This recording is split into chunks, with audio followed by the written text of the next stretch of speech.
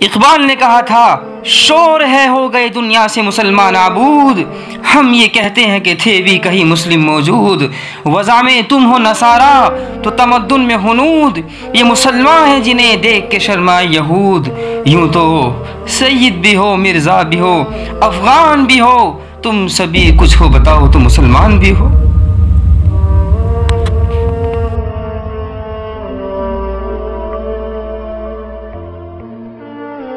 غافل تجھے گھڑیال یہ دیتا ہے منادی، گردوں نے گھڑی عمر کی ایک اور گھٹا دی۔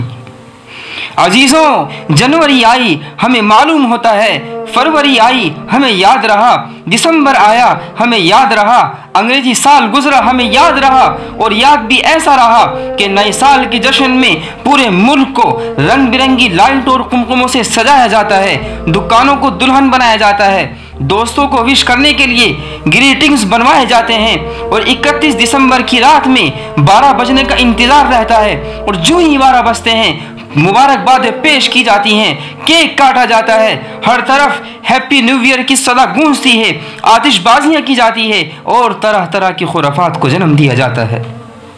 افسوس ہوتا ہے مجھے اپنے مسلمان بھائیوں پر کہ وہ بھی اس فحشکاری کا حصہ بنتے ہیں اور ایک ایسی چیز کو عمل میں لاتے ہیں کہ جس کا شریعت سے بالکل بھی تعلق نہیں ہے۔ یاد رکھیں گزرا ہوا سال، تلخ تجربات، حسین یادیں، خوشگوار واقعات اور غم و الم کے حادثات چھوڑ کر رخصت ہو جاتا ہے، اور انسان کو زندگی کی بے ثباتی اور ناپائیداری کا پیغام دے کر الوداع کہہ دیتا ہے۔ سال ختم ہوتا ہے تو حیات مستعار کی بہاریں بھی ختم ہو جاتی ہیں، اور انسان اپنی مقررہ مدت زیست کی تکمیل کی طرف رواں دواں ہوتا رہتا ہے۔ ایک اور اینٹ گر گئی دیوار حیات سے، نادان یہ کہتا ہے نیا سال مبارک ہو۔ حیف صد حیف کہ ہم مسلمانوں نے اپنے شاعر کی بالکل بھی حفاظت نہیں کی۔ انگریزی سال گزرا تو سب کو معلوم رہا، لیکن قمری سال کا، چاند کے مہینوں کا، چاند کی تاریخ کا کسی کو بھی علم نہیں تھا۔ ابھی آپ دیکھ لیں کہ آج 9 اگست ہے 2021 اور چاند کی 29 تاریخ ہے، اور یہ اسلامی مہینوں کا 12واں مہینہ ہے۔ ممکن ہے کہ کل یا پرسوں سے اسلامی نئے سال کا آغاز ہو جائے، لیکن کس کو معلوم ہے؟ کوئی نہیں جانتا۔ تف ہے ہمارے اوپر کہ ہم نے اپنے اسلامی شاعر کی بالکل بھی حفاظت نہیں کی ہے۔ ایسے موقع پر جشن نہیں منایا جاتا، اور جشن منائے کیوں؟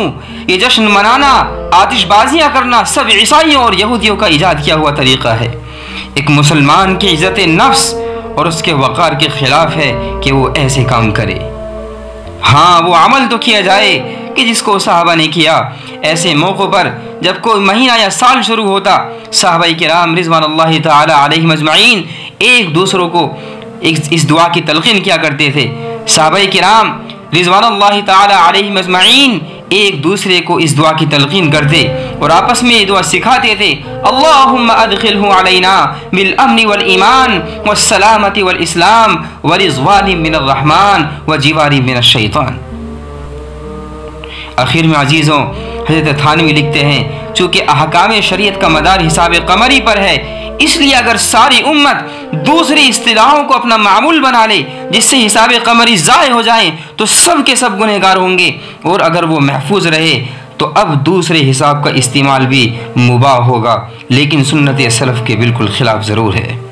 اور قمری تاریخ کا معلوم ہونا فرض کفایہ ہے، اگر پوری بستی میں سے کسی ایک کو بھی یاد نہ ہو تو پوری بستی گنہگار ہوگی۔